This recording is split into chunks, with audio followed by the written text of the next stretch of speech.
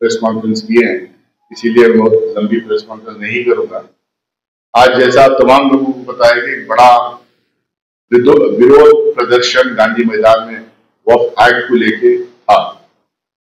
इस सिलसिले में काफी एमपी देश भर से आए थे और कांग्रेस पार्टी के अध्यक्ष श्री मल्लिकार्जुन खड़गे साहब और एलओपी श्री राहुल गांधी जी को भी इनविटेशन गया था।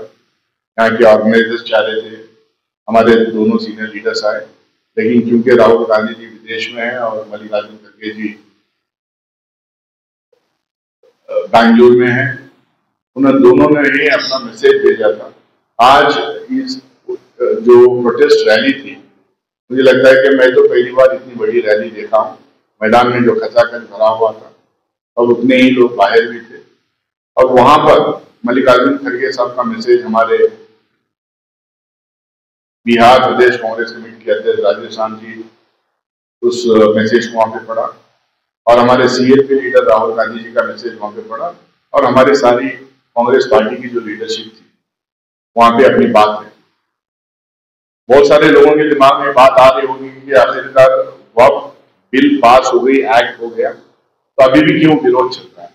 तो कौन सी ऐसी बात है जिसको लोग अभी भी मानने के लिए तैयार नहीं? ये वक्फ से एकदम साफ है।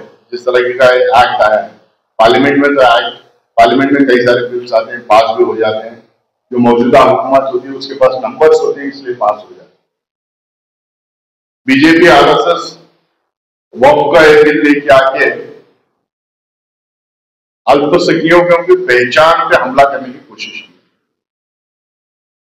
और पिछले कई दिनों से बीजेपी सेक्युलरिज्म शब्द को संविधान से निकालने की बात कर रही है। एक तरफ आइडेंटिटी के ऊपर हमला, दूसरी तरफ इस देश के कल्चर के ऊपर हमला। इससे सिर्फ अल्पसंख्यकों का अधिकार ही नहीं खत्म होगा, लेकिन बराबरी की जो गारंटी हमारा संविधान हर एक मजहब के लोगों को, हर एक वर्ग के लोगों को, हर एक प्रांत के लोगों को जो बराबरी की जो गारंटी देता है उसको खत्म करने की कोशिश कर। ये जो अटैक कॉन्स्टिट्यूशन के ऊपर है, ये कोई स्ट्रे आदमी या कोई एक लीडर इधर उधर बोलते रहे सर, ये संगठित तौर पे कॉन्स्टिट्यूशन के ऊपर हमला है। अगर मैं आपको याद दिलाऊं 2024 के चुनाव के टाइम में 400 पार का नारा इन्होंने दिया था। सब सोच रहे थे कि ये 1984 का जो रिकॉर्ड था कांग्रेस पार्टी का, उसको पार करना चाह रही है भाजपा और एनडीए, लेकिन इनका जो हिडन एजेंडा था पूरी तैयारी कर लिए थे। देश की जनता के बीच में Congress party let India alliance इस बात को बार बार लेके गए, याद दिलाई कि ये संविधान को बदलना चाह रहे हैं, खत्म करना चाह रहे हैं, जिसके चलते उनको मेजोरिटी नहीं मिली। आज बैसाखी पे वो सरकार चला है, लेकिन क्योंकि उनके पास ताकत नहीं है, नंबर्स नहीं है, पूरे कॉन्स्टिट्यूशन को बदल नहीं सकते, वो बिट्स एंड पीसेस में कॉन्स्टिट्यूशन में दिए गए जो प्रोविजंस हैं उसको अटैक करने की कोशिश कर रही है। तो आज बार बार डिबेट छीनने की कोशिश कर रही है।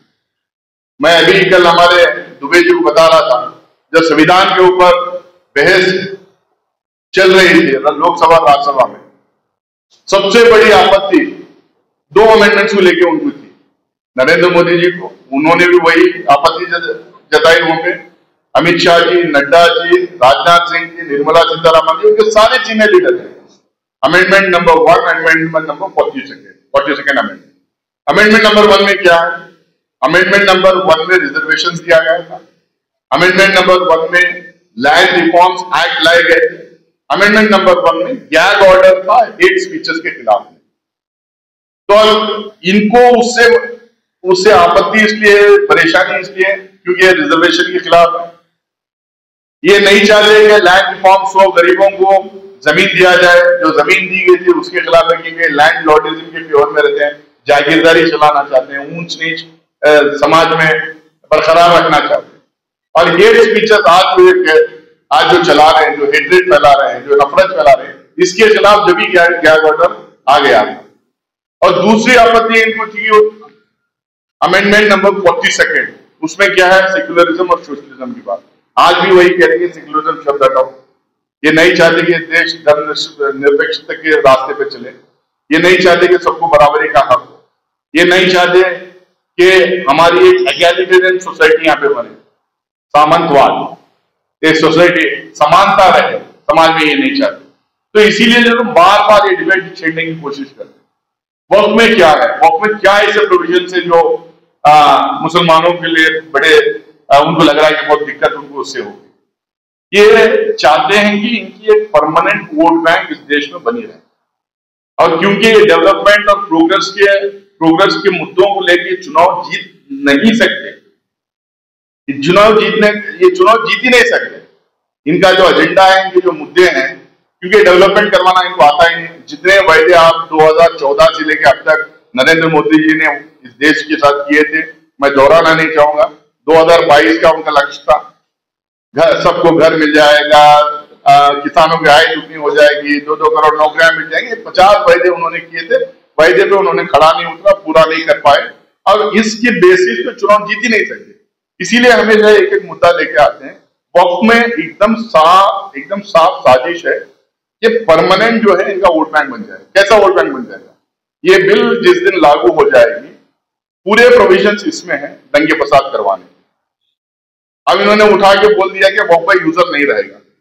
वॉक बाय यूजर का मतलब क्या है?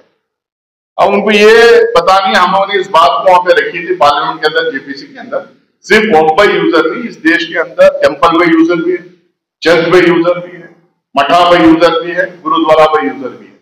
ये क्या है भाई? हमारा देश एक प्राचीन देश है। इस देश में अलग अलग समुदाय के राजा महाराजा हैं, पर प्राचीन देश है, तो पता नहीं कितने मंदिरें, इसमें खूबसूरत मंदिरें बनाए गए, बुद्धिस्ट विहारा स्तूपास बनाए गए, जैन मंदिर बनाए गए, चर्चेस बनाए गए, मस्जिदें, दरगाहें,